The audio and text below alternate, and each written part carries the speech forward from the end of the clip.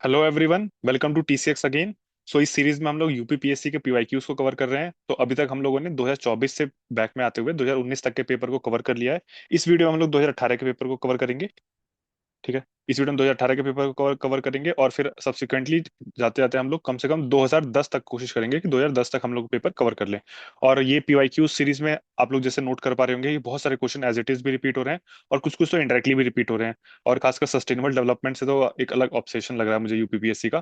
तो sustainable development goal पे जो है एक अलग वीडियो में बना दूंगा। ठीक है, वो सारे एज इट इज याद कर लेने हैं। सस्टेनेबल डेवलपमेंट गोल नंबर 1 कितना क्या में क्या है, 2 में क्या है, 3 में क्या है, 17 नंबर में क्या है। ठीक है, उस पर as it is directly question पूछा है, बहुत सारे मैचिंग के क्वेश्चन पूछा है, फिर स्टेटमेंट वाइज क्वेश्चन पूछा है, फिर सस्टेनेबल डेवलपमेंट पे मतलब ऑन एन एवरेज हर साल 5 से 6 क्वेश्चन तो डायरेक्टली पूछ ही रहा है। ठीक है। फिर चलिए वो आगे देखेंगे। पहले पहले शुरू करते हैं इस वीडियो को। तो इस सीरीज में हम लोग क्या करने वाले थे, इस सीरीज में हम लोग ईयर वाइज तो देख रहे हैं, साथ में टॉपिक वाइज भी देख रहे हैं। साथ में आपको क्या दोनों आइडिया लगेगा कि ईयर वाइज कैसे पैटर्न में शिफ्ट हो रहा है, कैसे चेंज हो रहा है, और हर साल जो है किस टॉपिक से कितने क्वेश्चन जो है हर साल आ रहे हैं, मतलब मोर और लेस कितना एवरेज जो है मार्क्स का डिस्ट्रीब्यूशन है पर सब्जेक्ट। चलिए शुरू करते हैं फर्स्ट टॉपिक से, history of India and Indian national movement से। तो question number 1, which among the following sites provide evidence of domestication of animals in the Mesolithic. ठीक है, डोमेस्टिकेशन ऑफ एनिमल्स, जैसे हम लोग जानते हैं कि जो स्टोन एज है, स्टोन एज को 3 हिस्सों में बांटा जाता है। ठीक है, स्टोन एज को 3 हिस्सों में बांटा जाता है। एक पैलियोलिथिक, ठीक है, एक सेकंड पेन काम नहीं कर रहा है। एक है आपका पैलियोलिथिक, पैलियोलिथिक जिसको कहते हैं ओल्ड स्टोन एज। ठीक है, फिर एक होता है मेसोलिथिक, मिडल स्टोन एज। ठीक है, स्टोन एज को पाषाण युग कहते हैं। फिर नियोलिथिक यानी नव पाषाण युग। ठीक है, प्योल पैलियोलिथिक को पूरा पाषाण युग। ठीक है, तीन है, 3 हिस्सों में डिवाइडेड है। और जैसे जानते हैं पैलियोलिथिक में जो इकोनॉमी थी, ठीक है, ज्यादातर क्या थी, हंटर गैदरर की थी। हंटर गैदरर की थी। और मेसोलिथिक में मतलब पैलियोलिथिक में हंटर गैदरर थे ज्यादातर, या तो डोमेस्टिकेशन ऑफ एनिमल शुरू नहीं हुआ था, या फिर एग्रीकल्चर जो है वो शुरू नहीं हुआ था। मेसोलिथिक में ये सब चीजें शुरू हुई। ठीक है, कि जैसे एग्रीकल्चर भी कुछ कुछ शुरू हुआ, कुछ कुछ एविडेंस मिलता है एग्रीकल्चर के, जैसे बेलन वैली में वहां मिलते हैं एग्रीकल्चर के। फिर डोमेस्टिकेशन ऑफ एनिमल्स के भी मिलते हैं, लेकिन मोर और लेस मेसोलिथिक में भी जो लाइफ थी वो हंटर गैदर वाली थी। बट नियोलिथिक में आके जो है कंप्लीटली चेंज होता है नियोलिथिक, इसलिए इसको नियोलिथिक रिवोल्यूशन कहते हैं। इसमें लार्ज स्केल पे डोमेस्टिकेशन ऑफ एनिमल्स, फिर लार्ज स्केल पे जो है खेती बाड़ी शुरू हुई, एग्रीकल्चर का शुरू हुआ। तो वहीं से जब जैसे एग्रीकल्चर शुरू हुआ, एग्रीकल्चर और हंटर गैदरर में फर्क क्या होता है कि हंटिंग गैदरिंग में आपको एक जगह टिक के रहने की जरूरत नहीं है। ठीक है, आप कहीं भी मूव कर सकते हैं, आप अपने ग्रुप के साथ जा सकते हैं। ठीक है, तो आपको एक जगह ठिकाना बनाने की जरूरत नहीं है। तो इसलिए जो है बस्तियां नहीं बसी पैलियोलिथिक में और मेसोलिथिक में मोरलेस। बट न्यूलिथिक में क्या हुआ, जैसे एग्रीकल्चर हुआ, एग्रीकल्चर की खास बात क्या है कि आपने अगर एक बार फसल बो दी तो कम से कम आपको 4 3 महीना 4 महीना, आज के समय तो थोड़ा कम हो गया बट स्टिल उस समय 4 महीना 5 महीना एक जगह आपको स्थायी बन के रहना पड़ेगा। तो वहां से शुरू हुई बस्तियां बनने का प्रोग्राम, मतलब बस्तियां बनी, फिर उसके बाद किनशिप वगैरह, मतलब जो रिश्तेदारी, जो रिश्ते वगैरह जो बनने शुरू हुए। ठीक है, वो वहां से शुरू हुए, फैमिली का जन्म। तो न्यूलिथिक को इसलिए न्यूलिथिक रिवोल्यूशन बोलते हैं। तो बहुत सारी ऐसी साइट्स हैं जो न्यूलिथिक की हैं। न्यूलिथिक की चुपानी मंडो है। ठीक है, उसके अलावा चिरांद है, फिर गुफकराल है, बुर्जा होम है जो कश्मीर में है। ठीक है, तो ये बहुत सारी साइट्स हैं न्यूलिथिक की हैं। ऐसे मिसोलिथिक की बहुत सारी साइट हैं। तो ये क्वेश्चन पूछ रहा है, क्वेश्चन नंबर 1 मिसोलिथिक की साइट पर, कि विच अमंग द फॉलोइंग, ये मिसोलिथिक का एविडेंस बोल रहा है। ठीक है, तो बेगोर जो है, बेगोर जो उसमें मिसोलिथिक का है। बाकी ओडाई में, ओडाई कहाँ है, वो तमिलनाडु में है, वहाँ ह्यूमन बेबी का स्कल मिला है। बोरी कहाँ है, पुणे में है। और लखनिया उत्तर प्रदेश में है। ठीक है, ये म्यूजोलिथिक साइट है लेकिन ये उत्तर प्रदेश में है। यहाँ से डोमेस्टिकेशन का एविडेंस नहीं मिला, इसलिए इसका आंसर ये नहीं है, बेगोर बेगोर है। ठीक है, बट इसको भी याद रखना क्योंकि लखनिया जो है वो कहाँ है, उत्तर प्रदेश में है। मेंस में काम आ सकता है, प्रीलिम्स में भी काम आ सकता है। ठीक है, और बेगोर कहाँ है, बेगोर भाई राजस्थान में है, कोठारी रिवर पर। Then question number 2, which of the following centres related to Indus valley, which one the following centre related to Indus valley are situated in Uttar Pradesh. ठीक है, ये मैंने बहुत डिटेल में करवाया। उत्तर प्रदेश देखिए, कालीबंगा तो उत्तर प्रदेश में नहीं है, लोथल जो है वो गुजरात में है, उत्तर प्रदेश में नहीं है। आलमगीरपुर करवाया था, ठीक है, कहाँ, मेरठ में। हुलास करवाया था कहाँ पे, सहारनपुर में। ठीक है, और पिछली वीडियो में मैंने जितनी साइट्स थी इंडस वैली की, हुलास हो गया, ठीक है, सोठी हो गया, सिनौली हो गया, और भी थे 2 3। तो जो भी मैंने करवाया था वो उत्तर प्रदेश में जितनी साइट्स हैं वो सबको मैंने करवाया था, तो आप उसको जाके देखिएगा। ठीक है, तो हुलास जो है सहारनपुर डिस्ट्रिक्ट में है। ठीक, अभी तक हम लोगों ने जो मिनिस्ट्री में पढ़ते हैं, एनसीईआरटी में सिर्फ आलमगीरपुर के बारे में पढ़ते हैं, बट जब यूपीपीएससी का पढ़ रहे हैं तो जीएस 5 और 6 वगैरह में जो है ये बहुत काम आने वाला है। तो सारे साइट्स को याद रखिएगा। ठीक है। तो आलमगीरपुर जो है वो ईस्टर्न ईस्टर्न मोस्ट एक्सटेंशन है, और वेस्टर्न मोस्ट एक्सटेंशन जो है सुतकांगेदुर है, नॉर्दर्न मोस्ट कौन सा है, मंडा है, और सदर्न मोस्ट जो है वो दाइमाबाद है। तो इसका आंसर क्या होगा, 3 और 4। ठीक। देन कालीबंगा जो है राजस्थान में है, और लोथल जो है गुजरात में है। और लोथल जो है पोर्ट सिटी भी है, और वहाँ पे मैरीटाइम हेरिटेज म्यूजियम भी बनाया जा रहा है। किसकी हेल्प से, वियतनाम की हेल्प से। Then question number 3, which of the following Samhita are of Shukla Yajurveda, मतलब which of the following Samhita is a Samhita of Shukla Yajurveda. Shukla Yajurveda की संहिता कौन सी है इनमें से। ठीक है, तो वो है वज सनामी। ये याद करना ही इसका तरीका है, याद ही कर सकते हैं कि शुक्ल यजुर्वेद जो है वो वज सनामी है, और जो ये तत्त्रीय है और मैत्रेयाणी है, ठीक है, ये कृष्ण यजुर्वेद की है। ठीक है, दोनों को याद रखना है, कृष्ण यजुर्वेद की है। Then question number 4, which of the following inscription gives the information about the two अश्वमेध यज्ञ performed by king Pushyamitra Shunga. ठीक है, पुष्यमित्र शुंग जो है वो अयोध्या इंस्क्रिप्शन से रिलेटेड है। ठीक है। बाकी हाथी गुम्फा इंस्क्रिप्शन जो है वो खारवेल, खारवेल से रिलेटेड है। ठीक है। और बीसनगर जो है वो बीसनगर आई थिंक ये गुप्ता एम्पायर के समय का है। ये पेन क्यों नहीं काम कर रहा। ठीक है। फिर उसके बाद अयोध्या इंस्क्रिप्शन पुष्यमित्र शुंग का। पुष्यमित्र शुंग कौन थे, जो अंतिम मौर्य रूलर थे, बृहद्रथ। ठीक है, उनके कमांडर इन चीफ थे, उनको मार के जो है फिर शुंग डायनेस्टी का एस्टेब्लिशमेंट किया था इन्होंने। फिर क्वेश्चन नंबर 5, और इन्हीं के बेटे थे पुष्यमित्र शुंग के, एक बेटे थे अग्निमित्र शुंग। ठीक है, अग्निमित्र शुंग। तो अग्निमित्र शुंग जो है वो, उनके ऊपर कालिदास ने बहुत बाद में चल के, कालिदास ने एक बुक लिखी थी मालविका अग्निमित्रम। ठीक है, तो ये इनके ऊपर थी, मालविका अग्निमित्रम। और कालिदास जो है वो गुप्ता एम्पायर के समय में थे, तो बहुत बात की बात है ये। ठीक है। देन क्वेश्चन नंबर 5 देखते हैं। समुद्रगुप्ता के कंटेम्प्रेरी किंग और देयर किंगडम। ठीक है, ये मैं एडवाइस नहीं दूंगा कि इसको याद रखिए, बट एक बार आ गया है तो दोबारा पूछने के चांसेस तो कम है, लेकिन एक बार देख लीजिए, अगर आ गया तो जो है वो हेल्प होगी, क्योंकि ये मेन स्ट्रीम में नहीं पढ़ते हैं। गुप्ता एम्पायर जो गुप्ता एम्पायर के समकालीन में वकाटक वगैरह और शक वगैरह का ज्यादा सुनने में आता है, इन लोगों का ज्यादा सुनने में नहीं आता है। ठीक है, तो इसका आंसर क्या है, धनंजय जो है वो कुस्थलपुरा के थे राजा। ठीक है। उसके बाद जो है नीलाराज जो है वो कहाँ के हैं, अवमुक्ता, ठीक, अवमुक्त। ठीक है, उग्रसेन जो है वो पलाक्का। ठीक है, और विष्णु गोपा जो है वो कांची के। ठीक है, तो इसका आंसर क्या होगा। पेन काम क्यों नहीं कर रहा है, एक सेकंड में पेन की निप चेंज करता हूँ। ठीक है, विष्णु गोपा जो है कांची के हैं, तो इसका आंसर क्या हो जाएगा, सी। इसको एज इट इज याद कर लीजिए, पेन जो है डिस्टर्ब कर रहा है। ठीक है, फिर चलते हैं नेक्स्ट क्वेश्चन पर। क्वेश्चन नंबर 6 क्या बोलता है, द इंस्क्रिप्शन ऑफ हाथी गुम्फा। अभी मैंने बताया हाथी गुम्फा किसके लिए है, खारवेल के लिए है। ठीक है। ठीक, खारवेल जो है वो कहाँ पे है, ट्विन हिल्स में लोकेटेड, उदयगिरी और खांदेगिरी। ठीक है, कहाँ पे, भुवनेश्वर उड़ीसा में। देन क्वेश्चन नंबर 7 क्या है, आप मुझे कमेंट सेक्शन में लिख के बताइएगा कि खारवेल जो है डायनेस्टी, जो खारवेल डायनेस्टी है, इसके फाउंडर कौन है, was the founder of Kharavela dynasty.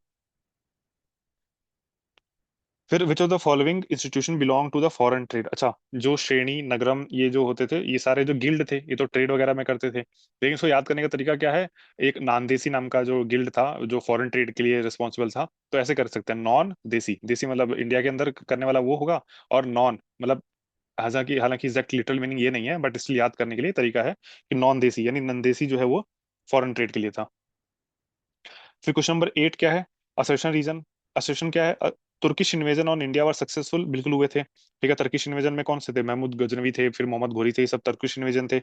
और इसका रीजन क्या था, कोई पॉलिटिकल यूनिटी नहीं था, बिल्कुल पॉलिटिकल यूनिटी नहीं था, उसका करेक्ट एक्सप्लेनेशन भी है। ठीक है। इसका एक सर्टेन एग्जाम्पल है कि जब 1192 में मोहम्मद घोरी का अटैक हुआ था। ठीक है, मोहम्मद घोरी का अटैक हुआ था, तो और पृथ्वीराज चौहान के अगेंस्ट किसने उनका साथ दिया था, जयचंद ने जो है पृथ्वीराज चौहान के अगेंस्ट में मोहम्मद घोरी का साथ दिया था। तो कोई पॉलिटिकल यूनिटी नहीं थी नॉर्थ इंडिया में, उसकी वजह से जो है टर्किश इन्वेजन जो है सफल हुए भारत में। ठीक है, इनफैक्ट सारे इन्वेजन इन जो सिकंदर का इन्वेजन हुआ था वो भी इसलिए सफल हो पाया क्योंकि पॉलिटिकल यूनिटी नहीं थी। तो उसी के बाद जो है वो चाणक्य ने जो है एक यूनाइटेड किंगडम बनाने की बात करी, United kingdom, not literally London वाला नहीं, यूनाइटेड किंगडम मतलब एक ऐसा छत्र हो जो एक राजा के अंदर में हो, ताकि कभी फॉरेन से अटैक हो तो एक साथ जो है उसका जवाब दे सकें। देन क्वेश्चन नंबर 9 क्या बोलता है, अदीना मस्जिद, ठीक है, अदीना मस्जिद कहाँ है? अदीना मस्जिद जो है वो मंडू में नहीं है, अदीना मस्जिद जो है वो कहाँ पे है? ये बंगाल में है, ठीक है, तो इसलिए ये गलत हो जाता है। बंगाल में कहाँ है? अच्छा, ये हिप्पो स्टाइल में है। एक हिप्पो स्टाइल का मतलब क्या होता है कि रूफ जो है अगर पिलर से सपोर्टेड है ना, उसको हिप्पो स्टाइल बोलते हैं। बाकी सारे करेक्टली मैच्ड हैं। लाल दरवाजा मस्जिद जौनपुर में है। जौनपुर की स्थापना किसने की थी? ये फिरोज शाह तुगलक ने करी थी, ठीक है। और इस पे रूल कौन करते थे? बाद में शर्की डायनेस्टी रूल करती थी, ठीक है। शर्की डायनेस्टी के फाउंडर कौन थे? मलिक सरवर, ठीक। फिर दाखिल दरवाजा गौर में है, तीन दरवाजा जो है अहमदाबाद में है। ये सारे ठीक है, इसको याद याद कर सकते हैं तो कर लीजिए। अदरवाइज कोई इंपॉर्टेंट, मुझे नहीं लगता कि इंपॉर्टेंट, अगर इस तरह क्वेश्चन आता है तो छोड़ने के लिए भी होता है वो, ठीक है। हालांकि अगर ये आ गया तो याद कर लीजिए। फिर देखिए क्वेश्चन नंबर 10, ये वो सारे हैं नॉट करेक्टली मैच पूछ रहा है। ये वो सारे स्टेट्स के नाम दिए हैं और रूलर्स के नाम दिए हैं जो उस समय जिनको अलाउद्दीन खिलजी ने हराया था, ठीक है। तो देवगिरी, देवगिरी के तो थे रामचंद्र, बिल्कुल ठीक है। रामचंद्र यादव डायनेस्टी के थे और इन्होंने जो है वो खिलजी के सामने आत्मसमर्पण करके उनको सपोर्ट भी किया था। उसके बाद वारंगल, वारंगल में जो है काकतीय डायनेस्टी रूल कर रही थी, ठीक है। काकतीय डायनेस्टी रूल कर रही थी और उसके रूलर कौन थे? प्रताप रुद्र देव, ठीक। प्रताप रुद्र देव, इन्हीं के पास जो है कोहिनूर हीरा था, ठीक है, इसलिए ये गलत है। बाकी फिर होयसला, होयसला में जो है द्वार समुद्र वाले एरिया में वीर बल्लाल थे उसके रूलर, वीर बल्लाल थर्ड। और मदुरई में जो है पांड्य किंगडम था, उसके रूलर थे वीर पांड्या। तो सब जो है एक एक करके हार गए थे। Then question number 11, which is the following not correctly matched? Correctly matched कौन सा नहीं है? देखिए, ध्रुवदास, ध्रुवदास की बुक है जो है भगत नामावली है। फिर नभादास की जो है वो भक्तमल है। रस खान की रसिक प्रिय नहीं है। रसिक प्रिय जो है वो केशवदास मिश्रा की है, ठीक है। और रसखान, रसखान की जो है एक बहुत इंपॉर्टेंट कविता है, लॉर्ड कृष्ण को से रिलेटेड है, ठीक है। मैं सुनाता हूँ, एक मिनट। ये रसखान ने लिखी थी कृष्ण के लिए, मतलब मथुरा जो है। क्या बोलते हैं कि मानुष हो तो वही रसखान, बसो मिली गोकुल गांव के ग्वारन, मतलब मनुष्य के रूप में अगर जन्म ले तो गोकुल गांव के ग्वारन, ग्वालों के बीच में। और जो पशु हो तो कहाँ बस मेरो, चरो नित नंद की धेनु मझारन। अगर पशु के रूप में है तो जो नंद की धेनु यानी गाय है उनके बीच में चरने का सौभाग्य प्राप्त हो।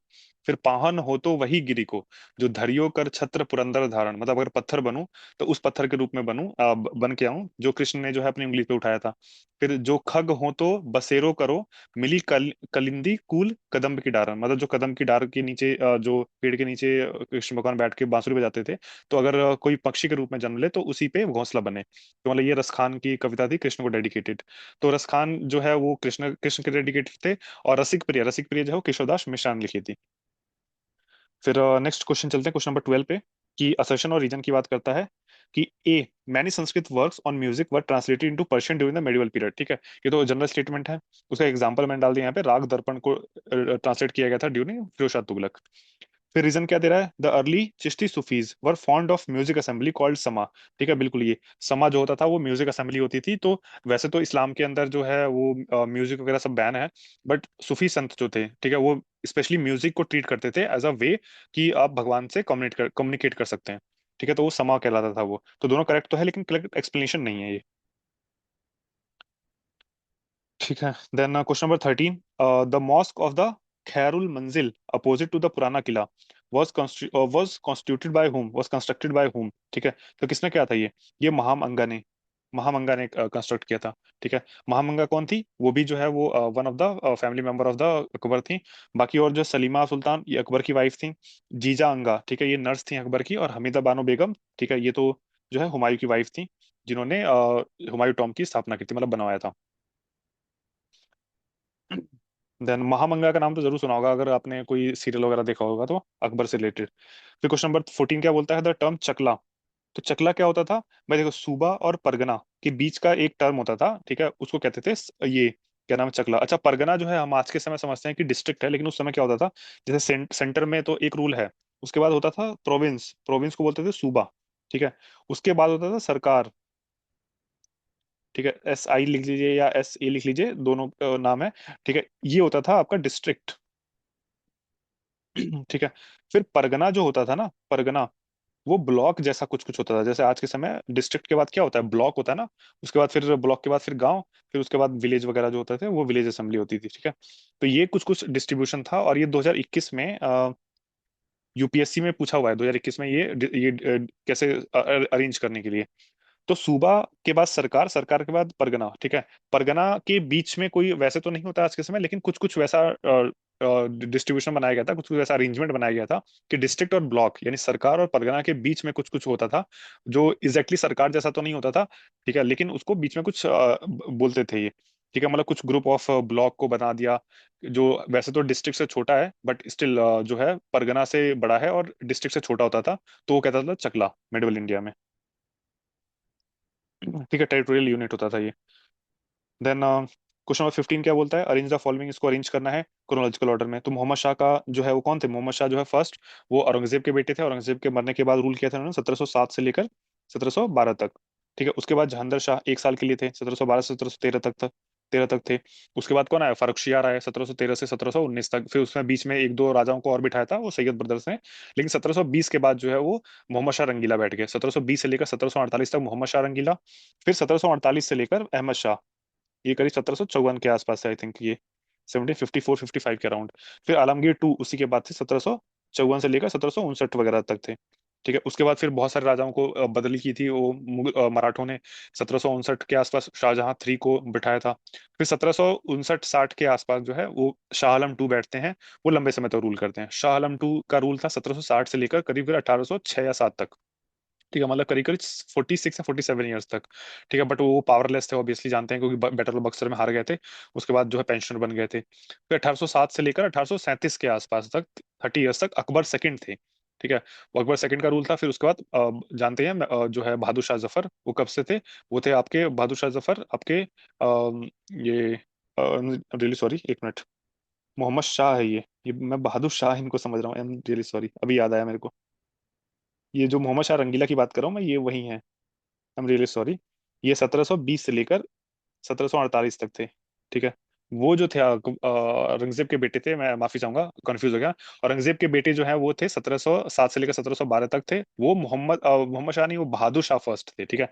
और जो 1737 से लेकर 1837 से लेकर 1857 तक कौन था, वो बहादुर शाह सेकंड यानी बहादुर शाह जफर थे, ठीक है। आई am really sorry for that, ये थोड़ा मिस कंफ्यूज हो गया था मैं, ठीक है। तो अगर इसको अरेंज करना है तो इसका आंसर क्या आएगा, बी, ए, फिर डी, फिर सी, BADC, ठीक है, BADC, तो इसका आंसर होगा बी।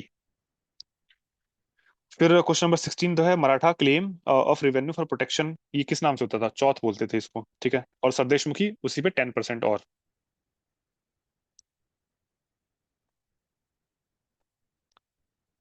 फिर क्वेश्चन नंबर 17 जो है वो क्या है, which of the following pairs is not correctly matched, ठीक है, प्लेसेस और लीडरशिप की बात कर रहा है, ठीक है।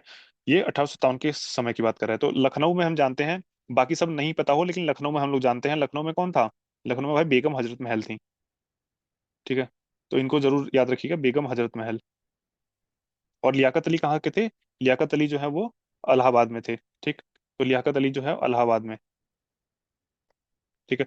और बाकी जो है ये आपके बागपत से थे, बागपत से शाहमल थे, ठीक है। इस शाहमल का नाम इसलिए इंपॉर्टेंट है क्योंकि ये, बाकी सब लोग जो थे वो क्या थे, कोई राजा था, कोई कोई का कोई जमींदार वगैरह था, बट शाहमल जो थे ये एक सिविलियन थे जो अंग्रेजों के खिलाफ लड़ रहे थे। तो इनका नाम तो जरूर याद रखिएगा, बागपत से शाहमल, ठीक है। आप मुझे बरेली से बताइए, खैर बरेली से बताता हूँ, मौलवी अहमदुल्ला थे, ठीक है, ये मौलवी अहमदुल्ला। बाकी प्रयागराज से बता ही दिया, प्रयागराज से लियाकत अली, और बाकी सब तो फेमस है, दिल्ली से आपके बख्त खान थे, फिर कानपुर से नाना साहब थे, झांसी से रानी लक्ष्मीबाई थी, ठीक है। और ये तांत्या तोपे थी भी कानपुर वगैरह से ही थे, ठीक है। क्वेश्चन नंबर 18 क्या है, ये रिवोल्ट को मैच करना है। संथल तो 1855-56 में हुआ था, इसको हूल कहते हैं। इसके कौन थे इसमें, सिद्धू कानू, फूलो जानू और चांद भैरव, ठीक है। कोल म्यूटिनी 1831 में हुआ था, ठीक है। इसके बुद्धो भगत इसके लीडर थे, बुद्धो भगत, ठीक है। देन खासी, खासी जो है देखिए, अहोम जो है वो 1815 में नहीं हुआ था, 1828 में हुआ था, ठीक है। और खासी वाला जो रिवोल्ट है वो तो 1829 में हुआ था। तो अहोम जो है वो, इसके ये गलत दिया हुआ है, ठीक है। अच्छा, अहोम के बारे में एक आप मुझे बताइएगा, एक बैटल ऑफ सराय घाट,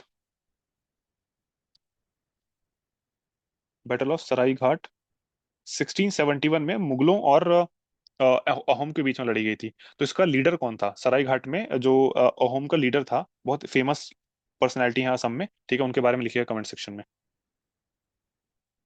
फिर ये है अभिनव भारत सोसाइटी। अभिनव भारत सोसाइटी के फाउंडर कौन थे? वीडी सावरकर थे। भगत सिंह ने क्या फाउंड किया था? नौजवान भारत सभा। नौजवान भारत सभा। और इनका बर्थ एनिवर्सरी कब आती है? 28 सितंबर, ठीक है, 1907 को पैदा हुए थे और 23 मार्च 1931 को फांसी चढ़ गए थे। ठीक है। वरिंदर कुमार घोष, वरिंदर कुमार घोष कौन थे? वरिंदर कुमार घोष और पुलिन बिहारी दास, ठीक है, ये दोनों अनुशीलन समिति में थे।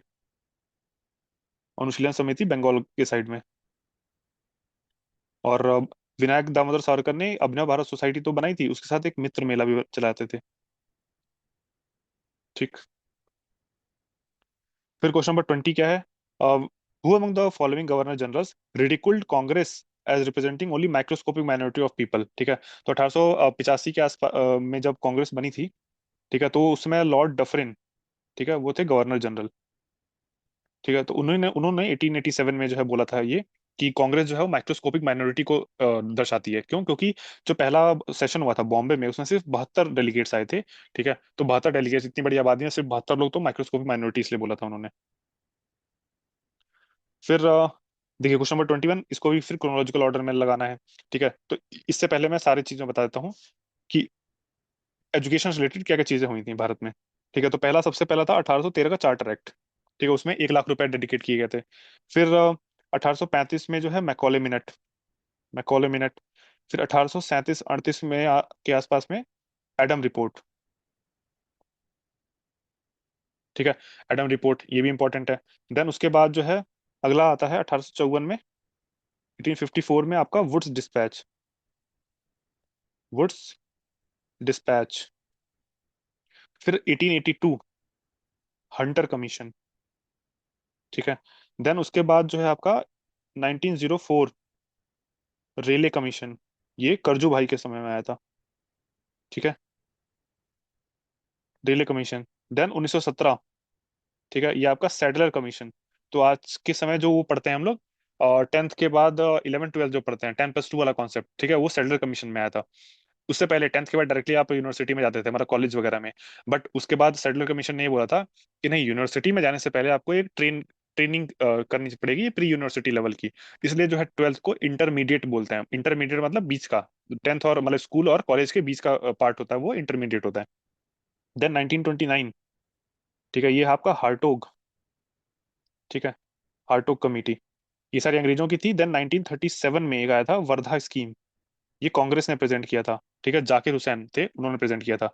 देन 1944, ठीक है, 1944 में आपका था ये सार्जेंट प्लान। सार्जेंट प्लान का वो क्या था, मैंडेट क्या था? ये 40 साल में, अगले 40 साल में, मतलब 1944 1984 तक 100% लिटरेसी अचीव करना चाहते थे इंडिया के लिए। मतलब इनका प्लान इतना था 1988 तक का, मतलब बहुत लंबा प्लान था इनका इंडिया में टिकने का। वो तो सेकंड वर्ल्ड वॉर नहीं हुआ होता तो ये जाते नहीं कभी। ठीक है। तब इसको अरेंज कर सकते हैं इजिली। ठीक है। तो इसका आंसर क्या होगा? डी।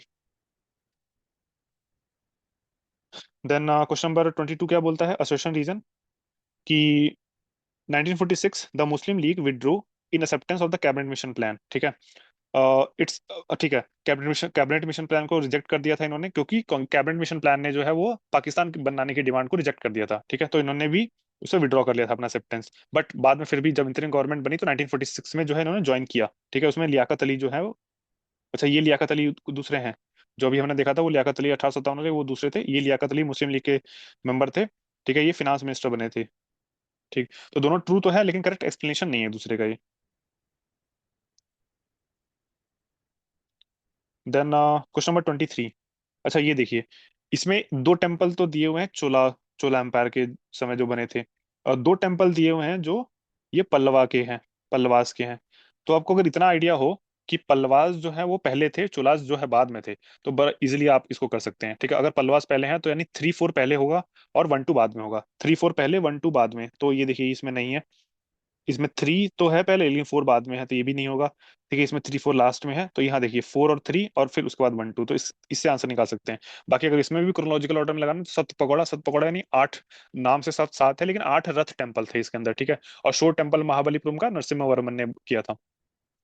ठीक है। और बाकी पल्लवास जो है वो क्या जाने जाते हैं, वो द्रविड़ स्टाइल के जो है वो जनक माने जाते हैं, और चोलास ने जो है उसको क्लाइमेक्स पे पहुंचाया था द्रविड़ स्टाइल को। ठीक है। और बृहदेश्वर टेम्पल जो है किसने बनाया था, राजराज चोला ने। और गंगाईकोंडा चोलापुरम टेम्पल ये राजेंद्र फर्स्ट ने जब गंगा के मैदानी क्षेत्रों के राजाओं को हराया था, उसके बाद एक शहर की स्थापना करी थी, गंगाईकोंडा चोलापुरम, मतलब गंगा के मैदानी क्षेत्रों में विजय करने वाला चोला। ठीक है। तो उसके उन्हीं के नाम पे जो है टेम्पल बनाया था। ये शिव टेम्पल है दोनों, बृहदेश्वर और Gangaikonda Cholapuram temple.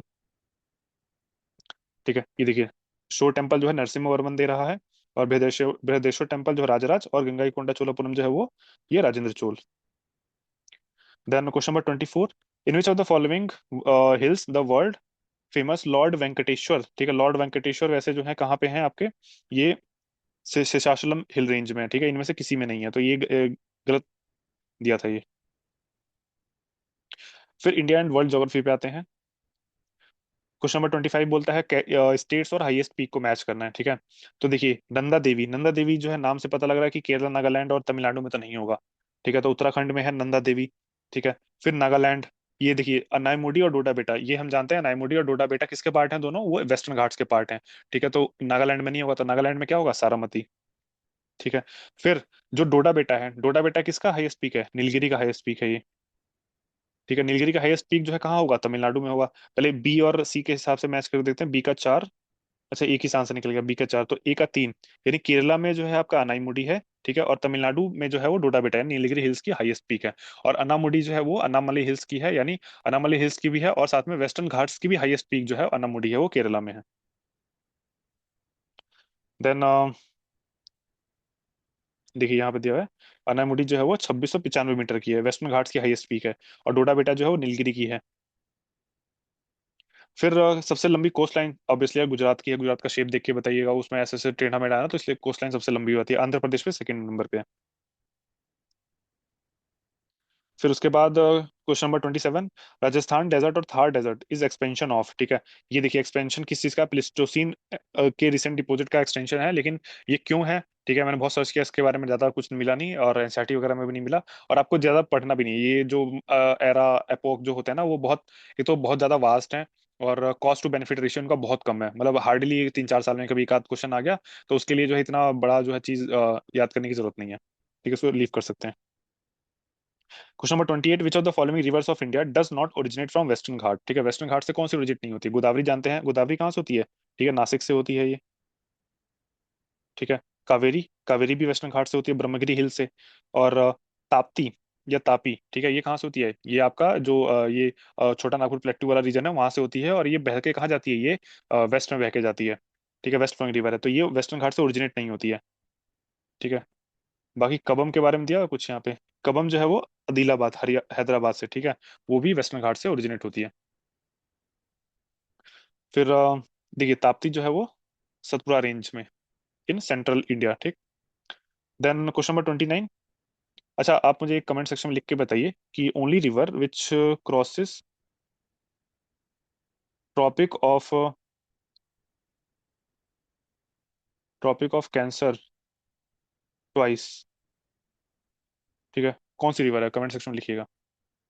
Then highest waterfall, अच्छा ये एनसीईआरटी का बहुत वो क्वेश्चन है, एनसीईआरटी का, ये जरूर याद रखिए, रट लीजिए इसको, कुंचिकल फॉल जो है वो हाईएस्ट वाटरफॉल है इंडिया का, कुंचिकल फॉल हाईएस्ट वाटरफॉल है, कहाँ पे है ये आपका शिमोगा डिस्ट्रिक्ट में है, कर्नाटका में।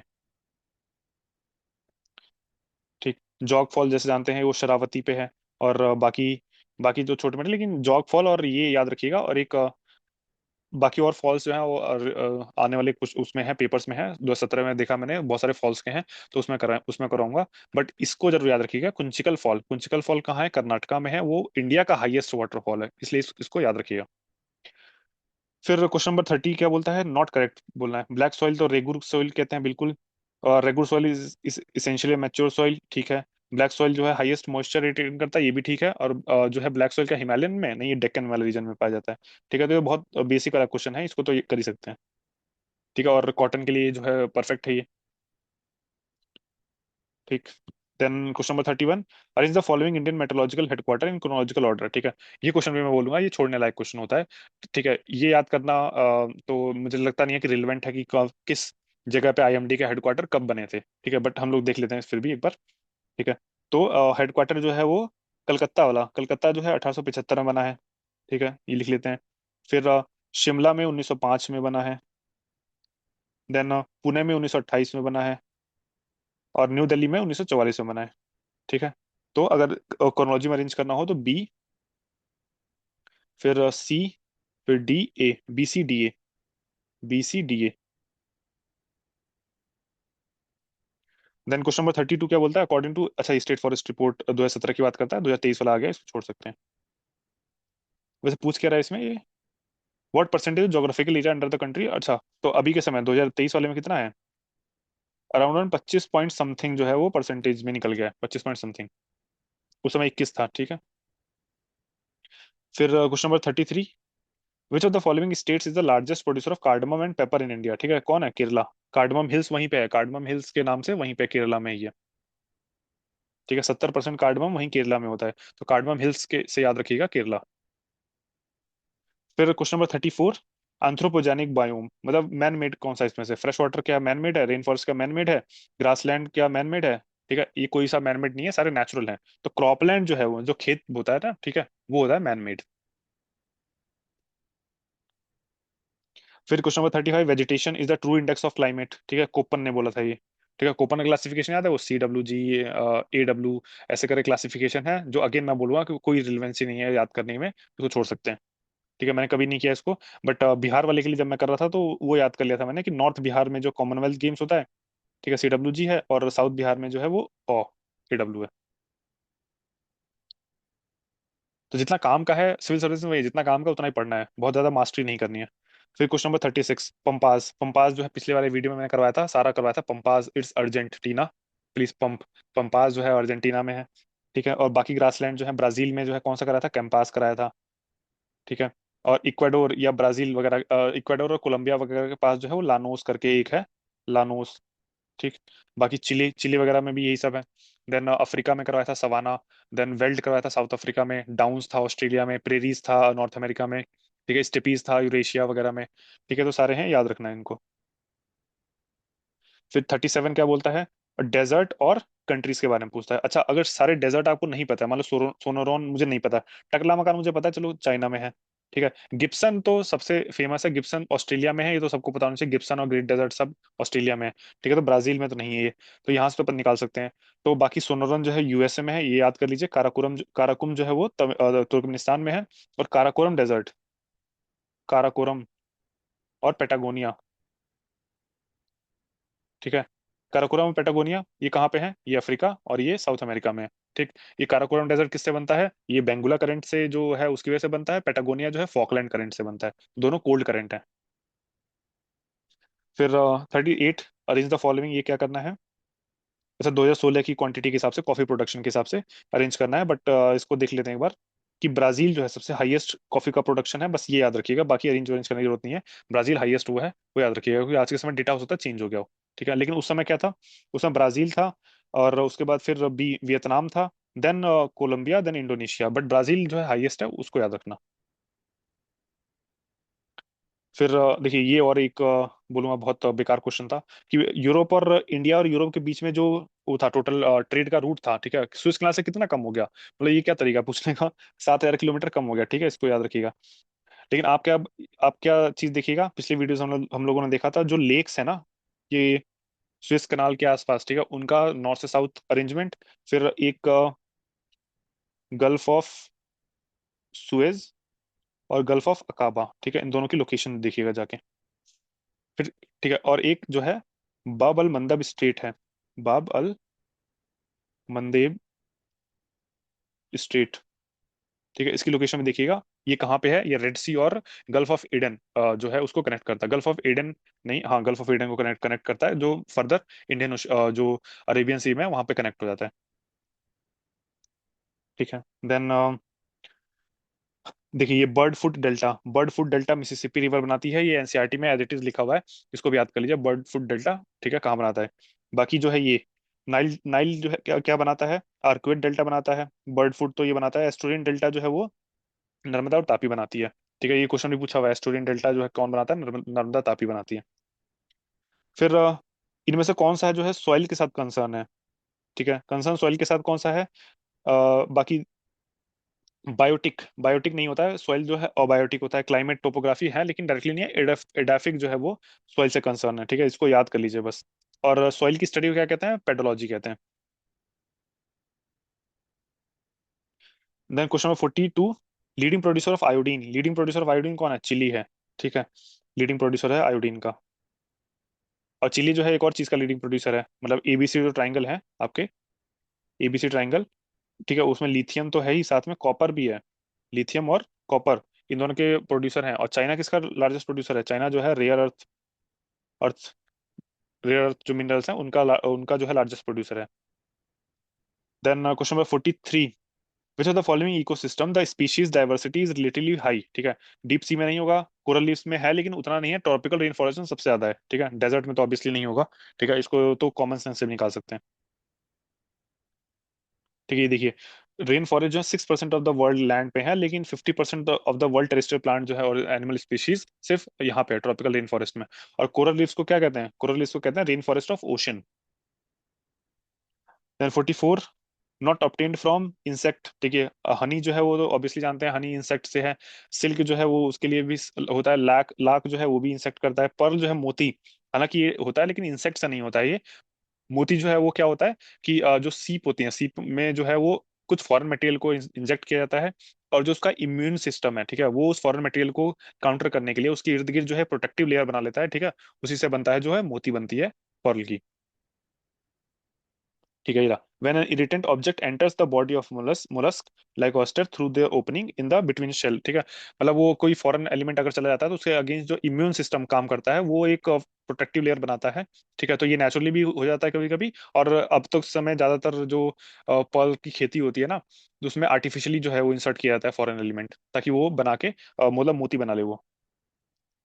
फिर क्वेश्चन नंबर 55, इसकी वीडियो देखिएगा, ये बहुत वो है, बड़ा इंटरेस्टिंग है। Which of the following planet may be suitable for existence of life. अभी किसके पीछे? मार्स के पीछे पड़े हैं, ठीक है। मार्स के पीछे मंगलयान भेजा है, ठीक है। क्यूरोसिटी रोवर भेजा था, ठीक है। अभी टाइनन वन जो है वो उन्होंने भेजा था, ये चाइना ने। और अभी होप मिशन करके नाम था, ठीक है, वो किसने भेजा था? ये यूएई ने भेजा था। तो बहुत सारे देश जो हैं वो इस पे मार्स पे मिशन भेजने में लगे हुए हैं।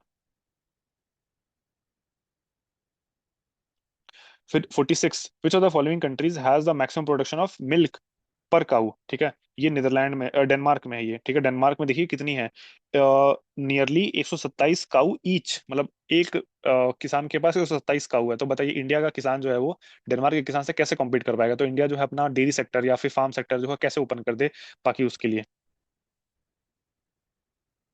देन देखिए, ये क्वेश्चन है environment, ecology and biodiversity, climate change. ये क्वेश्चन जो है वो जितने इसमें है, wild life protection act, project tiger, water act, air act, ठीक है, सारा मैंने डिटेल में करा हुआ है पिछली वीडियोस में, उसमें देख सकते हैं कि प्रोजेक्ट टाइगर जो है वो कब हुआ है? 1973। अच्छा, इसमें ईयर नहीं दिया है, तो 1973 में हुआ है, ठीक है।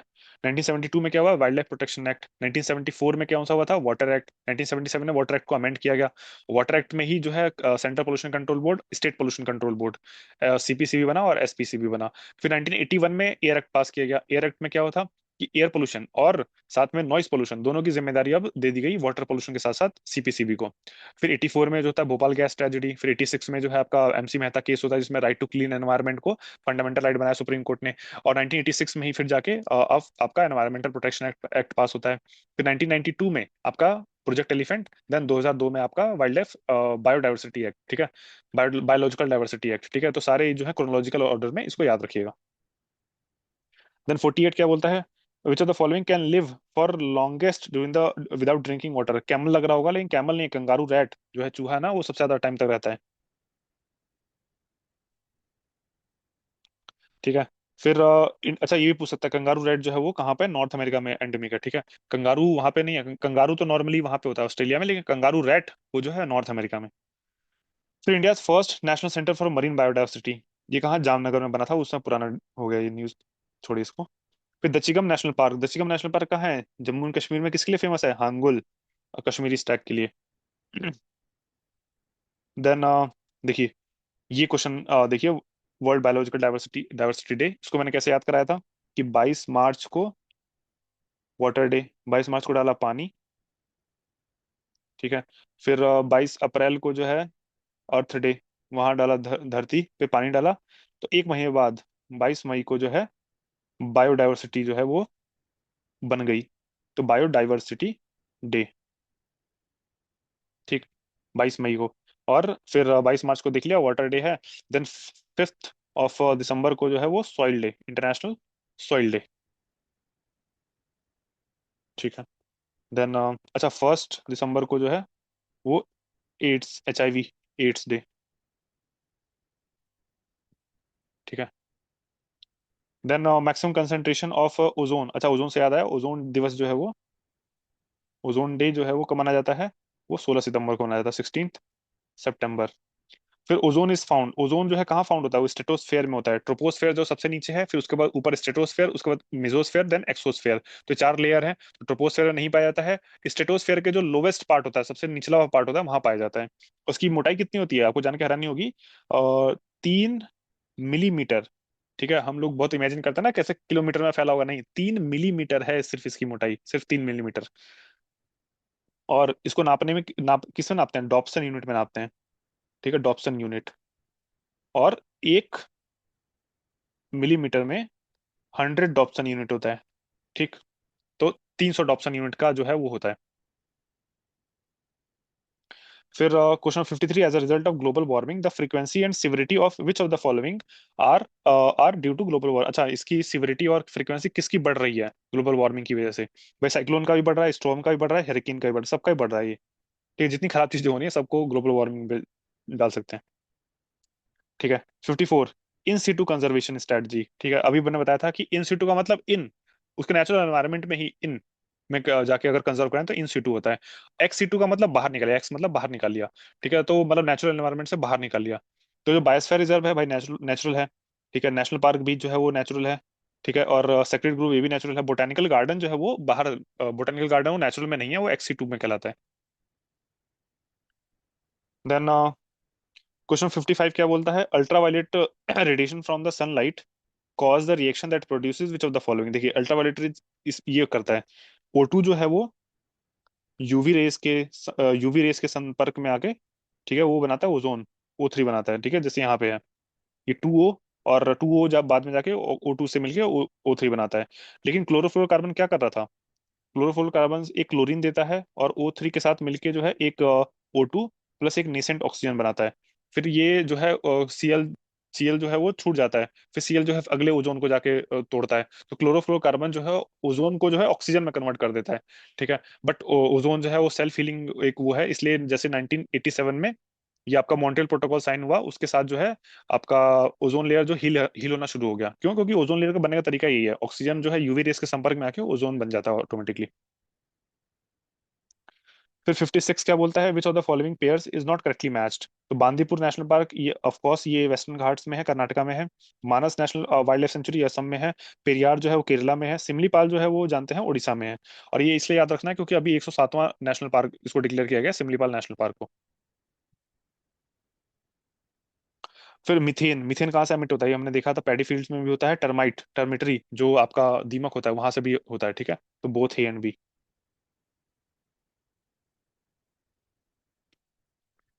58 क्या बोलता है? Which of the following rivers of Uttar Pradesh declared biological disaster. ठीक है, कौन सी नदी थी? गोमती नदी। गोमती नदी कहाँ से निकलती है? गोमती नदी पीलीभीत नाम के डिस्ट्रिक्ट है जो उत्तर प्रदेश में, वहां से निकलती है, गोमत ताल से। और जो लखनऊ है उत्तर प्रदेश की कैपिटल, वो गोमती नदी के किनारे ही है। ठीक है, तो उस समय 2017-18 के आसपास में इसको बायोलॉजिकल डिजास्टर डिक्लेयर किया गया था, लेकिन आज के समय थोड़ी साफ है। ठीक है, गोमती रिवर फ्रंट है आज के समय। फिर 59, saving energy and other resources for the future without sacrificing people's comfort. देखिए मैं बोला सस्टेनेबल डेवलपमेंट से इनको अलग ऑब्सेशन है, तो सस्टेनेबल डेवलपमेंट कहते हैं इसको। ठीक है। देखिए ये ब्रुटलैंड रिपोर्ट में इसको पुट फॉरवर्ड किया गया था, जिसका टाइटल था आवर कॉमन फ्यूचर। ठीक। देन क्वेश्चन नंबर 60 क्या है? Which among the following the secondary pollutant. अच्छा, सेकेंडरी पॉल्यूटेंट क्या होता है? एक होता है प्राइमरी पॉल्यूटेंट, एक होता है सेकेंडरी, जैसे कार्बन मोनोऑक्साइड। ठीक है, डायरेक्टली आपका वाहन से निकल रहा है कार्बन डाइऑक्साइड, डायरेक्टली ये भी निकल रहा है, फ्लाई एश ये भी डायरेक्टली निकल रहा है। ठीक है, लेकिन स्मॉग, स्मॉग कैसे बनता है? दो प्राइमरी पॉल्यूटेंट अगर मिल जाए, ठीक है, उससे बनता है स्मॉग। ठीक है, तो स्मॉग जो है वो सेकेंडरी पॉल्यूटेंट है ये। ठीक है, किससे बनता है? देखिए यहाँ पे है, जैसे ये कि स्मॉग है, स्मॉग किससे बनता है भाई? आपके जो है नाइट्रोजन के ऑक्साइड्स हैं, सल्फर के ऑक्साइड्स हैं, ये सारे जो मिलके तब बनाता है स्मॉग। फिर देखिए COP 21, इसको मैंने बार बार बताया, COP 21 पेरिस में हुआ था 2015 में, ये वही वाला है। ठीक है। और बर्लिन वगैरह में तो नहीं पता, लेकिन सबसे इंपॉर्टेंट जो फेमस है वो COP 3 है, जो क्योटो प्रोटोकॉल साइन हुआ था। ठीक है, जिसमें कार्बन क्रेडिट वगैरह की बात की गई थी। ठीक। देन उसके बाद अभी जो है COP 30, ये कहाँ कहाँ हो रहा है? बेलम, ब्राजील में। ठीक। 2025 में COP 30। COP 31 कहाँ होगा? ऑस्ट्रेलिया में होगा। COP 32 का अभी अता पता नहीं है। COP 33 के लिए जो है इंडिया ने बिड किया है। ठीक है, इसी में सोलर अलायंस आया था, international solar alliance. Then 62, when was the India's first national action plan? कब लिया था ये? 2008 में। ठीक है, इसमें 8 सब पार्ट हैं, इसको जाके पढ़िएगा। ठीक है, national action plan for climate change के अंदर। अच्छा, ये national action plan for climate change है, एक स्टेट लेवल पे भी है, state action plan for climate change. उसके अंदर 8 सब पार्ट हैं। ठीक है। उसमें क्या क्या एग्रीकल्चर से रिलेटेड है, फिर हिमालयन उससे रिलेटेड है। देन सबको कंजर्व करने की बात की गई है, तो जाके पढ़िएगा एक बार। देन क्वेश्चन नंबर 63, इसमें सबसे मोस्ट स्टेबल इकोसिस्टम कौन सा है? सबसे स्टेबल इकोसिस्टम भाई मरीन वाला जो है सबसे स्टेबल है, क्योंकि जितने बड़े एरिया में होगा ना उतना ज्यादा स्टेबल होगा वो। ठीक है। बाकी फॉरेस्ट, माउंटेन, ठीक है, ये भी है, लेकिन स्टेबिलिटी के मामले में मरीन वाला जो सबसे ज्यादा स्टेबल है। फिर इंसिनेटर्स, इंसिनेटर क्या होते हैं? आर यूज्ड फॉर, क्या किस लिए? वेस्ट को बर्न करने के लिए होता है। ठीक है। अच्छा, अब वेस्ट टू एनर्जी प्लांट अभी जो है कहाँ लगा है? दिल्ली में जो है वेस्ट टू एनर्जी प्लांट अभी रिसेंट में बनाया गया है, ये हमने करंट अफेयर्स में कवर किया था। आप कमेंट सेक्शन में लिखिएगा ये क्या है। साथ में अब ये देखिए, पायरोलिसिस एक होता है, एक प्रोसेस होता है पायरोलिसिस। ठीक है, विदाउट ऑक्सीजन अगर आप किसी चीज को बर्न कर रहे हैं ना, तो उसको कहते हैं पायरोलिसिस। ठीक है। तो ज्यादातर जो वेस्ट टू एनर्जी प्लांट में पायरोलिसिस का यूज किया जाता है। ठीक है, और इंसिनेटर में जो है वेस्ट को बर्न करने के काम आता है। फिर ग्रीन हाउस इफेक्ट क्या है भाई? Increase in global temperature, decrease in global temperature नहीं। Increase in sea water temperature, ठीक है, ये तो ये होगा, लेकिन ये इनडायरेक्टली होगा। ग्लोबल टेम्परेचर में इंक्रीज होना, ये जो है डायरेक्ट वो है। ठीक है, बल्कि मुझे तो लगता है कि ये पूछना चाहिए था कि इनमें से कौन सा ग्रीन हाउस इफेक्ट नहीं है। ठीक है, तो उसमें बी वाला होता, गलत होता। बाकी सारे तो ग्रीन हाउस इफेक्ट की वजह से हो ही रहे हैं, ग्लोबल टेम्परेचर बढ़ना, सी वाटर टेम्परेचर बढ़ना, temperature of rivers and lakes, but most suitable जो है वो इंक्रीज इन ग्लोबल टेम्परेचर है। ठीक। देन 66 क्या बोलता है? Which of the following is the main component of natural gas? ठीक है, कई बार करवाया, नेचुरल गैस का जो है कौन सा? मीथेन है। बुटेन किसका है? एलपीजी का है। और एलपीजी में कौन सा गैस डाला जाता है, कौन सा अलग से ऐड किया जाता है? Ethyl mercaptan. ठीक है, महकने के लिए।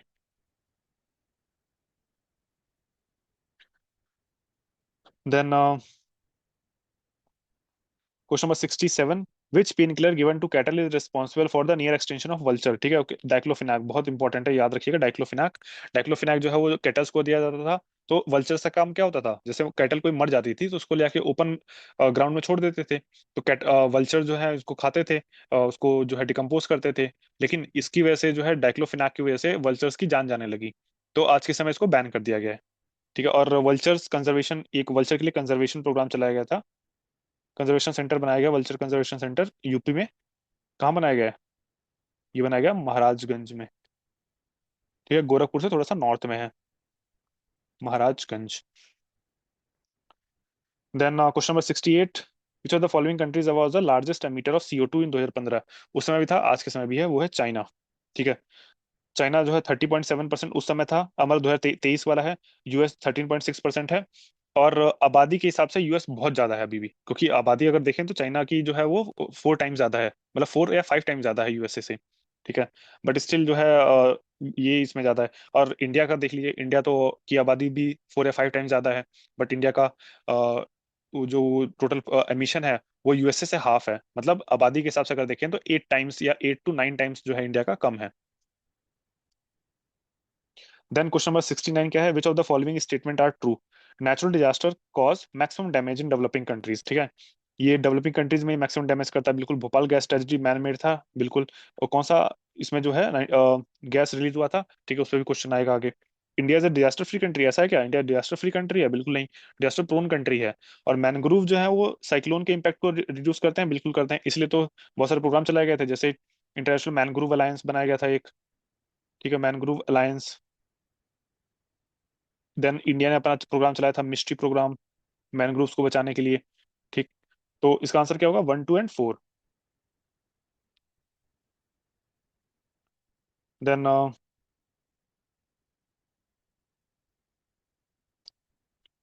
इस अच्छा यूपी से इसको डिलीट कर दिया था, ओके।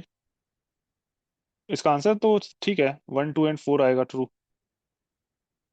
ठीक है। देन क्वेश्चन नंबर 70 क्या है, which of the following energy sources produce no atmospheric pollution. ठीक है, नो एटमॉस्फेरिक पोल्यूशन तो वो जो है वो तो कोई भी नहीं करेगा, कुछ ना कुछ करेगा, बट मिनिमम जो है सोलर एनर्जी करता है। Then Indian polity and governance पे आते हैं। क्वेश्चन नंबर 71 क्या बोलता है, last meeting of constituent assembly, पहली मीटिंग कब हुई थी, 9 दिसंबर। 9 दिसंबर 1946, उसमें सच्चिदानंद सिन्हा जो है वो इंतरिम प्रेसिडेंट थे ऑफ द कॉन्स्टिट्यूंट असेंबली। उसके बाद 11 दिसंबर को जो है कौन बन गया था, राजेंद्र राजेंद्र बाबू। देन लास्ट जो मीटिंग हुई थी, वैसे तो कॉन्स्टिट्यूशन जो है अडॉप्ट अडॉप्ट कर लिया गया था, मतलब उसको जो है फाइनली अडॉप्ट कर लिया गया था 26 जनवरी 1949 को ही। उस दिन कॉन्स्टिट्यूशन बन के तैयार हो गया था, उसी को कॉन्स्टिट्यूशन डे मनाए जाते हैं। लेकिन फिर उसके बाद अंतिम साइन करने के लिए 24 जनवरी को लास्ट मुलाकात हुई थी इनकी। तो 24 जनवरी को 1950 को लास्ट हुआ था, ठीक है। और 22 जुलाई 1947 को जो है नेशनल फ्लैग को अडॉप्ट किया गया था, ये भी याद रखना है। अच्छा, इसमें ये भी दिया हुआ है कि इनिशियली जो है 389 मेंबर्स थे उसमें कॉन्स्टिट्यूंट असेंबली में, लेकिन पार्टीशन के बाद जो है वो 90 लोग जो है वो चले गए वहां पे आपके पाकिस्तान में, तो 299 लोग बच गए, जिसमें से 229 तो ब्रिटिश प्रोविंसेस के थे और 70 जो है वो प्रिंसली स्टेट्स के थे।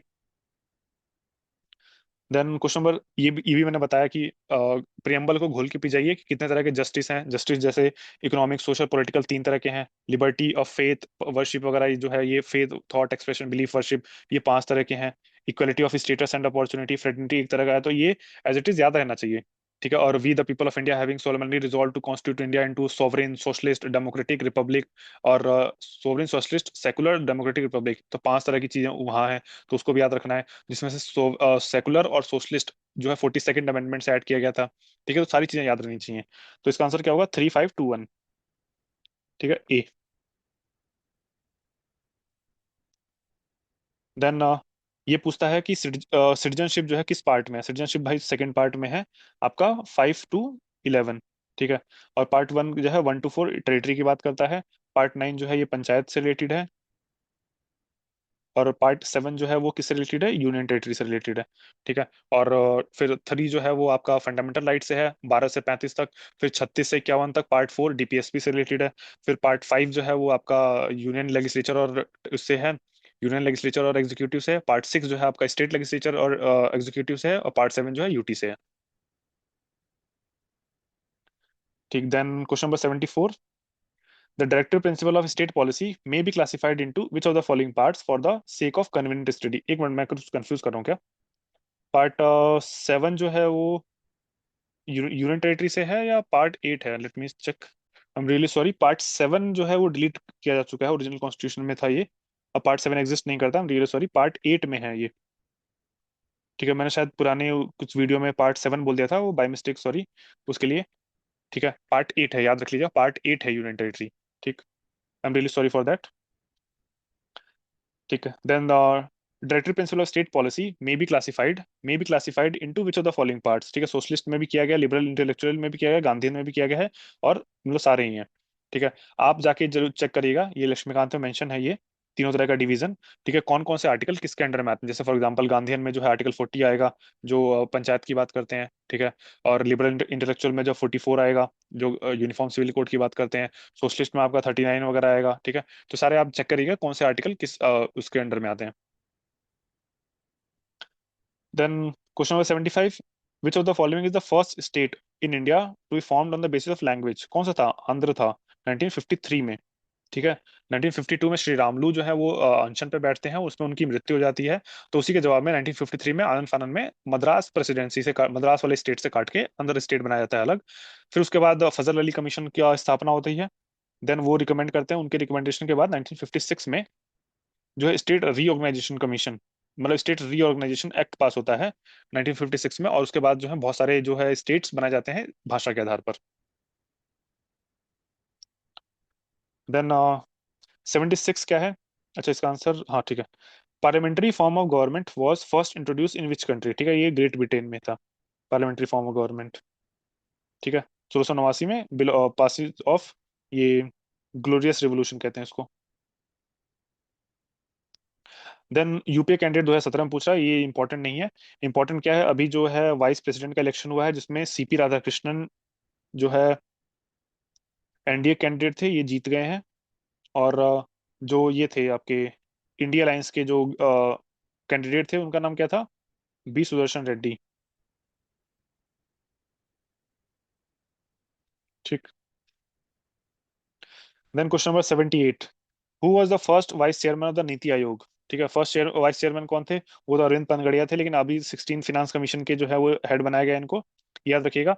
आज के समय कौन है, अच्छा, चेयरमैन कौन होता है, चेयरमैन बाय डिफॉल्ट जो है वो प्राइम मिनिस्टर होंगे।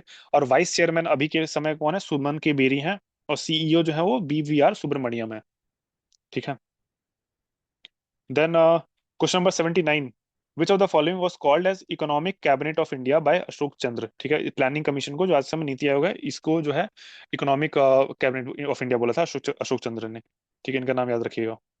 Then हिंदू ग्रोथ रेट, ये टाइटल किसने दिया था, ये राज कृष्ण ने दिया था, हिंदू ग्रोथ रेट, प्रोफेसर थे ये इकोनॉमी के। देन एक्स्ट्रा कॉन्स्टिट्यूशनल एजेंसीज में से कौन सी है, एक्स्ट्रा कॉन्स्टिट्यूशनल मतलब कॉन्स्टिट्यूशन में जिक्र नहीं है। दो तरह की होंगी बॉडी। ठीक है, एक तो कॉन्स्टिट्यूशनल जिसका कॉन्स्टिट्यूशन में डायरेक्टली जिक्र है, एक होगी एक्स्ट्रा कॉन्स्टिट्यूशनल या नॉन कॉन्स्टिट्यूशनल। ठीक है, ये भी फर्दर दो तरह की होंगी, एक स्टैट्यूटरी मतलब जिनके लिए पार्लियामेंट ने लॉ पास किया है, कॉन्स्टिट्यूशन में मेंशन नहीं है लेकिन पार्लियामेंट ने लॉ पास किया, जैसे फॉर एग्जांपल एनजीटी। ठीक।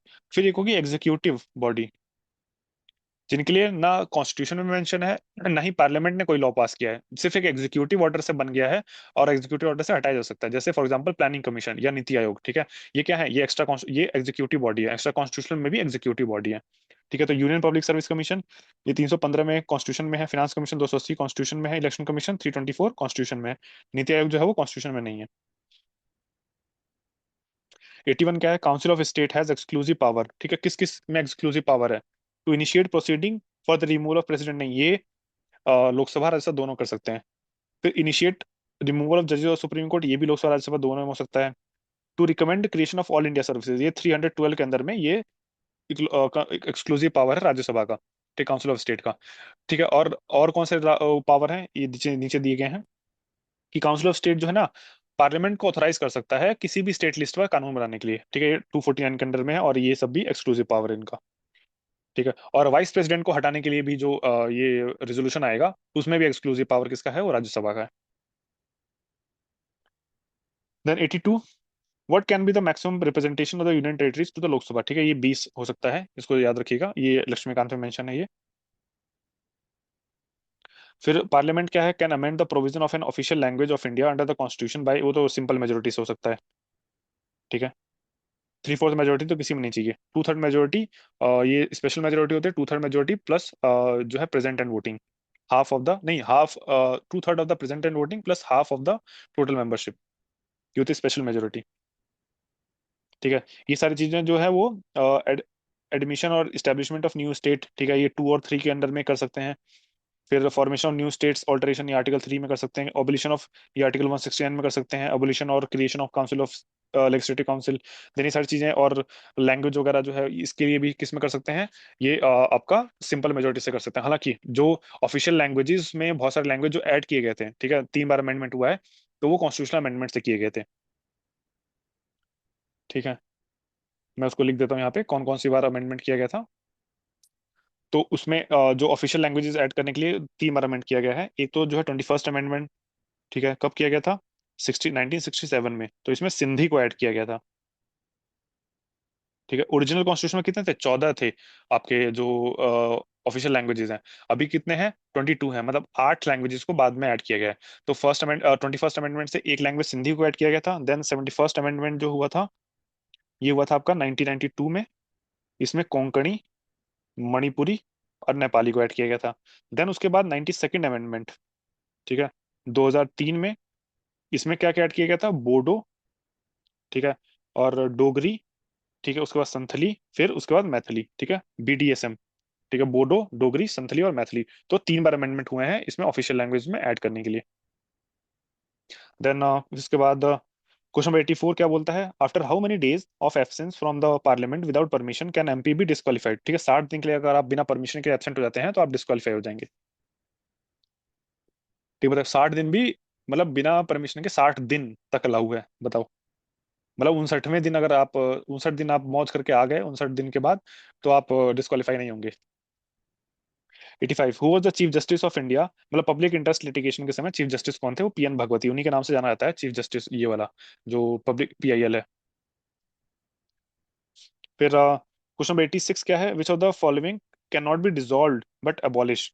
The house of people in Lok Sabha, ये डिसॉल्व हो सकता है, ठीक है। अबॉलिश तो नहीं होता, लेकिन डिसॉल्व हो सकता है, तो ये गलत है।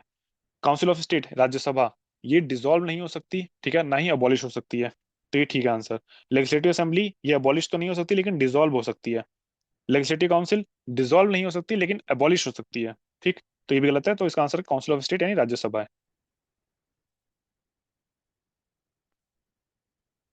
अच्छा, क्या पूछ रहा है? Can not be dissolve but abolish, oh I am so really sorry. ठीक है, तो काउंसिल ऑफ स्टेट जो है ना डिसॉल्व हो सकती है ना अबॉलिश हो सकती है, ठीक है, तो ये गलत है। लेजिस्लेटिव काउंसिल डिसॉल्व नहीं हो सकती लेकिन अबॉलिश हो सकती है, अभी देखा था हमने आर्टिकल 169 के अंडर में।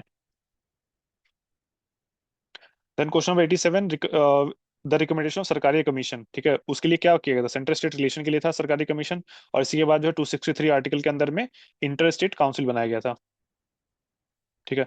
बाकी और कौन से थे सेंट्रल स्टेट रिलेशन के लिए? आजादी से पहले था एक बटलर कमीशन, ठीक है, बटलर कमीशन था 1927 में। देन पुंछी, ये राजमन्नार कमीशन था। देन एक एक सरकारी कमीशन तो था ही, साथ में एक पुंछी कमीशन था। देन अभी कुरियन जोसेफ कमीशन बनाया है तमिलनाडु की गवर्नमेंट ने, लेटेस्ट, ठीक है, इसको भी याद रखना है। फिर उसके बाद 88, when did the government of India establish the जो है independent ministry for women and child development? ठीक है, हालांकि 1985 इसका आंसर दिया गया था, बट 1985 में जो है वो डिपार्टमेंट क्रिएट किया गया था, ठीक है। सेपरेट 1985 में ह्यूमन रिसोर्स जो मिनिस्ट्री थी ना, उसी के अंडर में एक डिपार्टमेंट क्रिएट किया गया था, department of women and child development. उसको सेपरेट मिनिस्ट्री का टाइटल जो है वो रिकग्निशन किया गया, वो 2006 में किया गया, ठीक है। तो उसका आंसर आयोग ने हालांकि 1985 में दिया था लेकिन डिलीट कर दिया था बाद में, ठीक है। बट स्टिल आपको याद रखना है कि 1985 में एक डिपार्टमेंट बनाया गया था, लेकिन as a ministry, separate ministry बनाया गया 2006 में। फिर होमोसेक्सुअलिटी से रिलेटेड कौन सा जो है वो है आपका सेक्शन 377, ठीक है, 2018 में ही हुआ था। ये कौन सा केस था? नवतेज सिंह जौहर केस, नवतेज सिंह जौहर केस, ठीक है, 2000, ये 17-18 के 18 में ही था, ठीक है। और इसी से रिलेटेड और बहुत सारे केस हैं, जैसे एग्जांपल नाज फाउंडेशन केस है, नाज फाउंडेशन, ठीक है, ये 2010 में हाई कोर्ट में था। उसके बाद जो है आपका ये सुरेश कुमार कौशल केस है, 2013 में हुआ था, ठीक है, जिसके ऊपर बहुत बवाल हुआ था। देन आपका ये तो है ही ये नवतेज सिंह जौहर केस 2018 वाला, ठीक है। अच्छा, आप मुझे कमेंट सेक्शन में ये बताइएगा कि अडल्टरी के लिए जो है कौन सा केस था? खैर चलिए बताता हूँ, जोसेफ शाइन केस था 2018 में था, अडल्टरी के को वो सेक्शन 497 को वो डिक्रिमिनलाइज किया था। Then economic and social development, ठीक है, इकोनॉमिक एंड सोशल डेवलपमेंट की बात करते हैं 90 में। In which of the following 5 year plan sustainable growth की बात की गई? देखिए सस्टेनेबल ग्रोथ के पीछे पड़े हुए हैं ये। देखिए 11th में तो जो है इंक्लूसिव की बात की गई, इंक्लूसिव डेवलपमेंट यानी समावेशी विकास की बात की गई। 12th में जो है वो सस्टेनेबल डेवलपमेंट की बात की गई, ठीक है, सतत विकास, ठीक है, 12th वाला है। 12th वाला इजी सबसे जो है लास्ट था वो। देन लॉरेंस कर्व, देखिए लॉरेंस कर्व किससे रिलेटेड है? ये आपका इनइक्वालिटी से रिलेटेड है लॉरेंस कर्व, ठीक है, यहाँ है। ये लॉरेंस कर्व है, ये है लाइन ऑफ इक्वालिटी, ठीक है, और इसी के बीच का जो डिफरेंस होता है उसको गिनी इंडेक्स कहते हैं, गिनी कोफिशिएंट। फिर इनमें से कौन जो है पॉवर्टी लाइन को फिक्स करता है इंडिया में? ठीक है, प्लानिंग कमीशन या नीति आयोग वगैरह ये फिक्स करते हैं। और बाकी जो बहुत सारी कमिटीज बनी थी, जैसे लाकड़वाला कमेटी, रतन डांडेकर कमेटी, वाई के अलग कमेटी, तेंदुलकर, कस्तूरी रंगन, ठीक है, सारी कमिटीज का जिक्र जो है हम लोगों ने पिछली वीडियोज में भी देख लिया है। फिर डायरेक्ट टैक्स कोड किससे रिलेटेड होगा? Direct tax code sales tax का डायरेक्ट है, एक्साइज का डायरेक्ट है, सर्विस टैक्स का डायरेक्ट है, इनकम टैक्स से रिलेटेड है ये, ठीक है। फिर अच्छा, एक दो तरह के और टाइप होते हैं, एक होता है स्पेसिफिक टैक्स।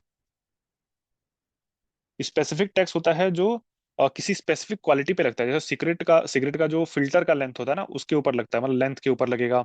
गाड़ी की कभी लेंथ के ऊपर लगता है, ठीक है, टेस्ट के ऊपर लगेगा, तो वो होता है स्पेसिफिक टैक्स। फिर एक होता है एड वेलोरम टैक्स, मतलब वो लगता है as a percentage of price, ठीक है, मतलब जो आपका इनकम टैक्स है वो एड वैलोरम टैक्स है, एज अ परसेंटेज पे लगता है। फिर जीएसटी जो है वो भी आपका एड वैलोरम टैक्स है, as a percentage of price लगता है ना, वही 5%, 12% जितना भी है, ठीक है, तो सारे एड वैलोरम टैक्स में आते हैं। फिर ये एक स्पेसिफिकेशन ये है। फिर डायरेक्ट इनडायरेक्ट टैक्स, ये भी एक स्पेसिफिकेशन है, ठीक है, तो दोनों तरह के याद रखना है। एबीसी इंडेक्स, ठीक है, किससे रिलेटेड एबीसी इंडेक्स, ठीक है, ये हेल्थ से रिलेटेड है, ठीक है, ये क्या है, इसका achievement of babies and children index. फिर the development of concept of global village, ठीक है, global village is based on किसके ऊपर है, ये आपका इंटरनेशनल ऑर्गेनाइजेशन के ऊपर बेस्ड है ना।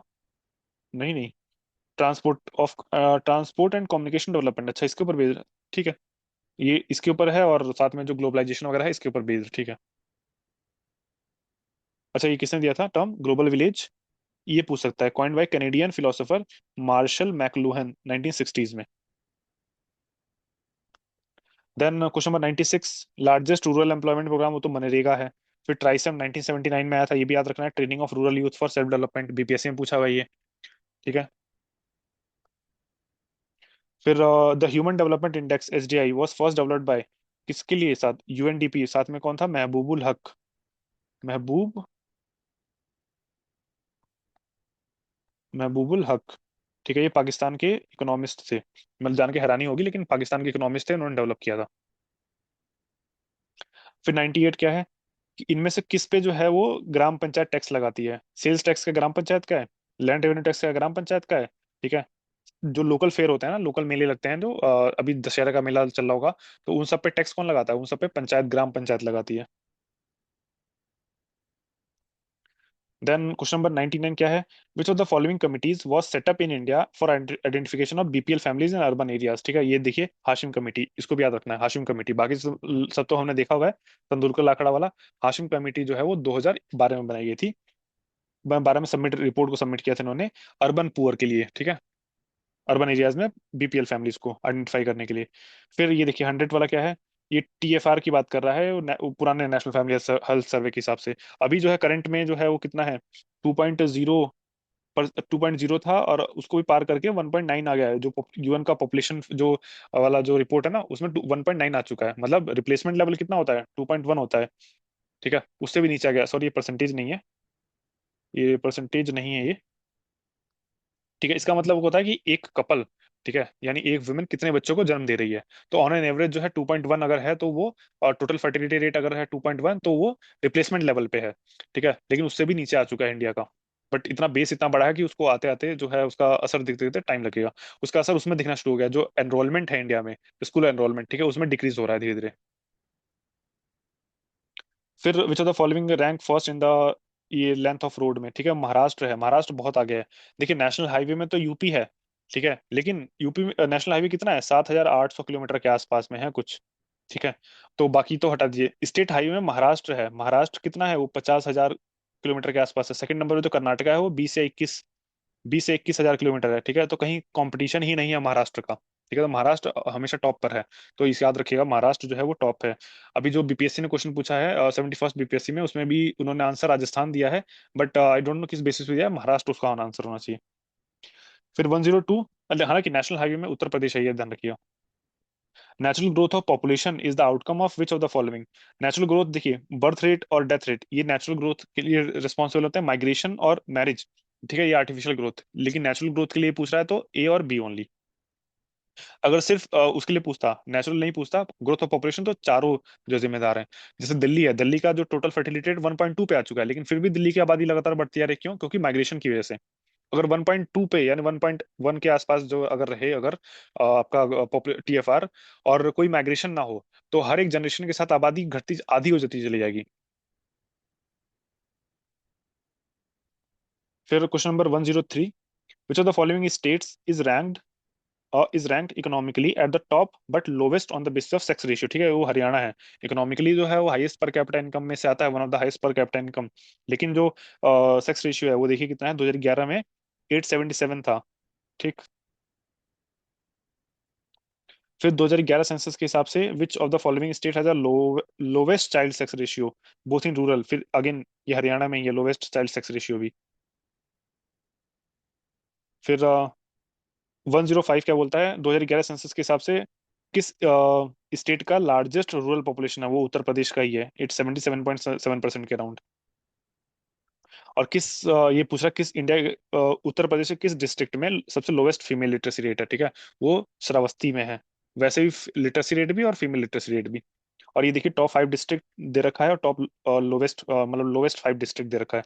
तो गौतम बुद्ध नगर है, नोएडा, फिर कानपुर, फिर औरैया, फिर इटावा, फिर गाजियाबाद, ठीक है। ये है टॉप के 5 डिस्ट्रिक्ट जिसमें हाईएस्ट लिटरेसी रेट है। फिर श्रावस्ती, बहराइच, बलरामपुर, बदायूं, रामपुर, ये जो है नीचे से टॉप पे है। फिर अकॉर्डिंग टू यूएन देसा, what percentage of world population is living in the urban areas, ठीक है। तो 55% के अराउंड जो है वो उस समय था 55%, अभी तो बढ़ गया होगा। लेकिन बहुत सारे ऐसे देश हैं जो 100%, जैसे हांगकांग है, सिंगापुर, बरमुडा, मकाओ, केमन आइलैंड वगैरह, ये सब में 100% के ऊपर जो है आबादी, मतलब 100% कंप्लीट आबादी जो है वो अर्बन में रहती है। फिर साइंस एंड टेक्नोलॉजी पे देख लेते हैं, general science and technology. Which of the following electromagnetic radiation of the maximum energy. अच्छा, मैक्सिमम एनर्जी के लिए ये देखिए यहाँ से, पहले होता है रेडियो, ठीक है। ये मैं डिक्रीजिंग वेवलेंथ की बात कर रहा हूँ। रेडियो वेव सबसे हाईएस्ट होता है, ठीक है। ये वेवलेंथ के अनुसार मैं क्लासिफाई कर रहा हूँ ये, ठीक। रेडियो हाईएस्ट है, देन माइक्रोवेव, देन आपका infra, then visible, then UV rays, then X rays, then gamma rays, ठीक है। ये आपका किसके किसके अनुसार है, ये वेवलेंथ के हिसाब से है। और जो फ्रीक्वेंसी होती है, फ्रीक्वेंसी इसका जस्ट रिवर्स होती है, मतलब अगर फ्रीक्वेंसी के उसमें बांटें तो गामा की सबसे ज्यादा फ्रीक्वेंसी होगी, फिर एक्सरे की उससे कम, इससे। और एनर्जी का फॉर्मूला क्या होता है, इक्वल टू एच न्यू, ठीक है। मतलब जिसकी फ्रीक्वेंसी सबसे ज्यादा, उसका जो है सबसे ज्यादा एनर्जी। तो गामा की सबसे ज्यादा एनर्जी होगी, फिर एक्सरे की होगी, फिर ऐसे करते हैं रेडियो की सबसे कम एनर्जी होगी। तो इसमें क्या बोल रहा है, मैक्सिमम एनर्जी की बात कर रहा है, ठीक है। तो इसमें गामा है नहीं है, तो एक्सरे एक्सरे जो है वो सबसे हाई एनर्जी होगी।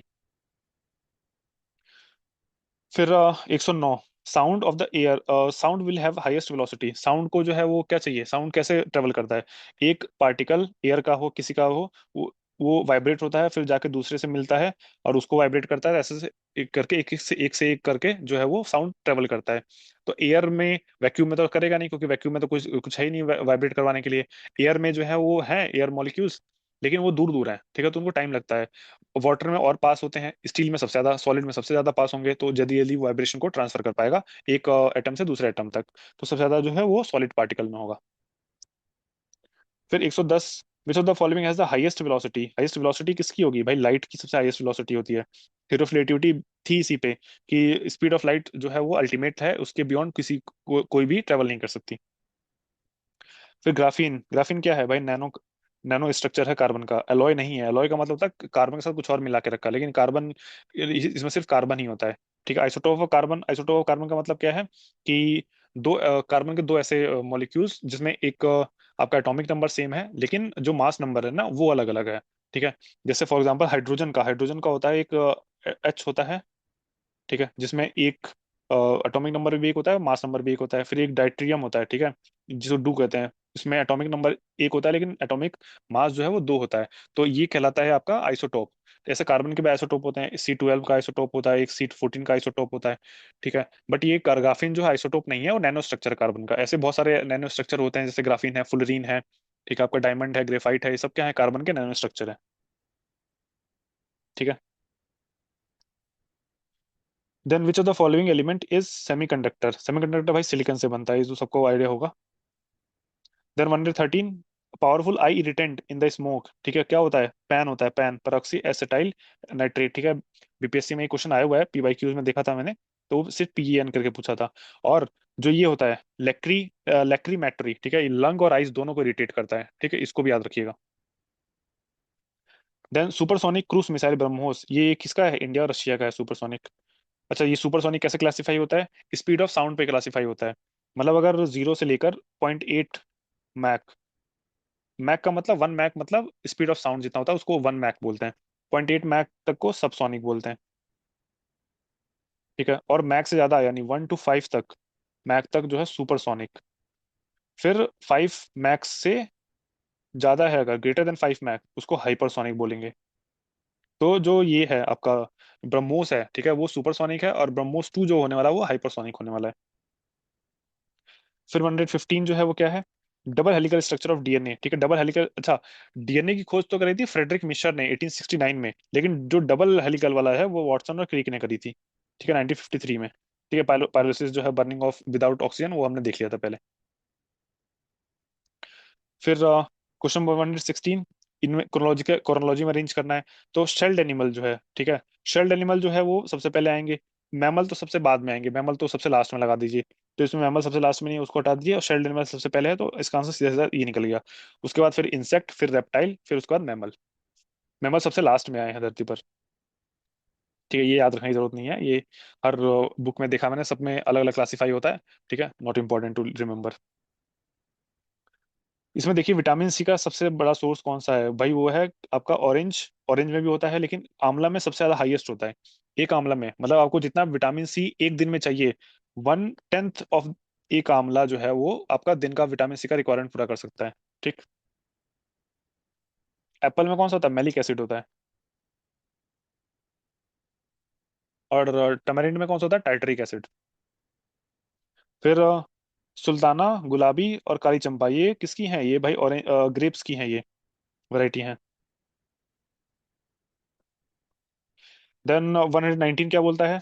विच of the following represent the decibel level of rustling of tree leaves, ठीक है, इन नॉर्मल सर्कमस्टांस, ठीक है, 20 डेसिबल होता है।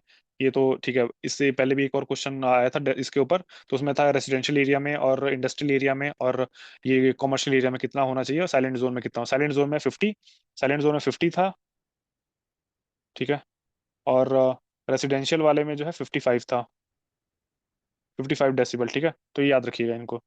फिर उसके बाद करंट अफेयर वाले आ गए हैं। तो करंट अफेयर में देखिए जो इंपॉर्टेंट होगा मैंने मार्क किया होगा, बाकी तो छोड़ने लायक है सब। ठीक है, ये है, मतलब वे ये वैसे इंपॉर्टेंट नहीं है कि निपा वायरस ये क्यों आ गया, लेकिन अभी नागलेरिया फॉलरी एक ब्रेन ईटिंग अमोइबा है, ठीक है, ये केरला में जो है वो फैल रहा है, तो ये भी याद रखिएगा, ब्रेन ईटिंग अमोइबा है ये। फिर और ठीक है, अभी जो है देखिए 17th ब्रिक्स समिट कहाँ हुआ है? 17th ब्रिक्स समिट जो है वो 2025 वाला, वो हुआ है ब्राजील में। ठीक है।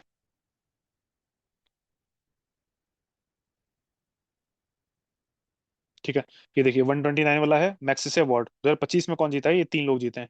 एजुकेट गर्ल एक एनजीओ है इंडिया में, फिर शाहिना अली मालदीव्स की, और फ्लेवियानो एंटोना फिलीपींस की। ठीक। और बीपीएससी में 71st बीपीएससी में पूछा हुआ था, 2024 वाले का पूछा हुआ था, वो भी देख लीजिएगा एक बार। फिर 137, ये डोनाल्ड ट्रंप और पुतिन मिले थे, ये प्रेसिडेंट किम जोंग उन मिले थे तब का, तो तब का सवाल पूछ लिया, तो ट्रंप और पुतिन अलास्का में मिले हैं 2025 में, ये भी पूछ सकता है। देन मैकमोहन लाइन किसके बीच की बाउंड्री? इंडिया चाइना के बीच की, इंडिया पाकिस्तान के बीच की बाउंड्री क्या होता है? Red Cliff. ठीक है। फिर ये देखिए नॉर्मन बोरलॉग अवार्ड किसके फील्ड को, नोबेल प्राइज किसके फील्ड में मिला था? पीस के फील्ड में मिला था। और स्वामीनाथन जो थे इन्हीं के शिष्य थे। और स्वामीनाथन अवार्ड 2025 में उनके नाम पे बनाया गया है। उनको वो किसको मिला है? वो नाइजीरिया के एक साइंटिस्ट हैं, एडीमोला एडेनले। ठीक है, इनको मिला है, इनका नाम भी याद रखिएगा, एडीमोला एडेनले का।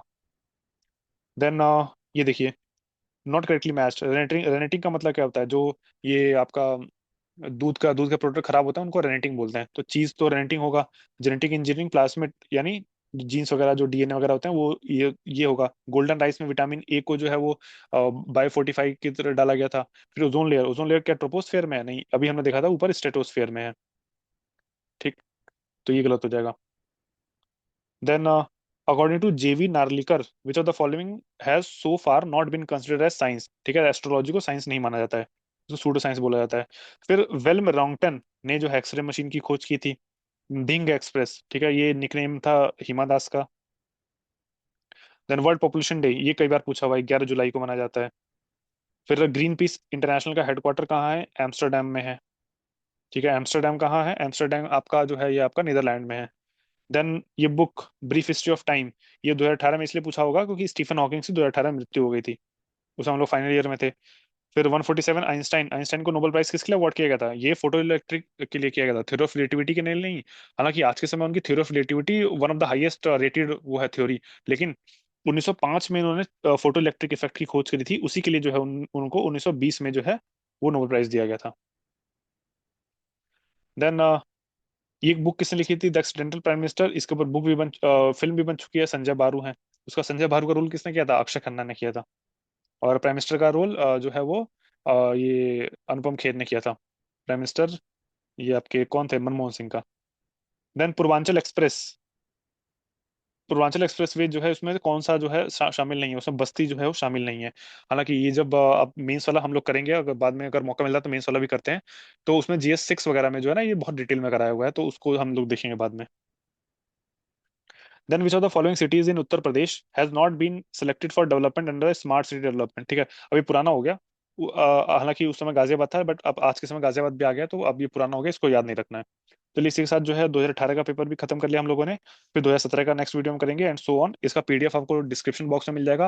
और अगर आपको ये पसंद आता है तो इसको जरूर शेयर करिएगा, लाइक करिएगा, सब्सक्राइब करिएगा। ठीक है, अपने दोस्तों के साथ भी शेयर करिएगा। फिर चलिए मिलते हैं फिर नेक्स्ट वीडियो में 2017 वाले पेपर के साथ। तब तक के लिए धन्यवाद।